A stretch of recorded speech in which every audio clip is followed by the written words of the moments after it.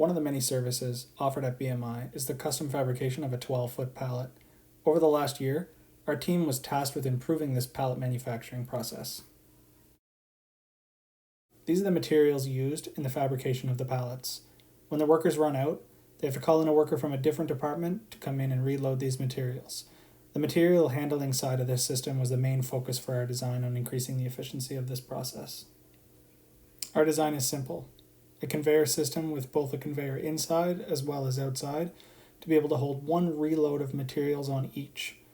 This, coupled with a control system with a control panel located inside and a control panel located outside, allows for the automated control of the system, allowing workers to bring in the materials at the push of a button.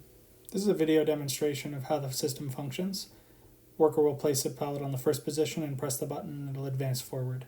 This process is repeated until all 3 pallets are in the positions on the outside conveyor. With safety in mind, a proximity sensor is used to detect the presence of a garage door. When the garage door is in the up position, it allows the pallets to transfer from the outside conveyor into the inside conveyor to be used to start manufacturing pallets. The team assigned to this project was Tyler Jeffrey, Jakob Bryant, Liam Passfield, and Mitchell Collins. We look forward to seeing you at the Design Expo. Feel free to stop by our station and ask any questions you might have.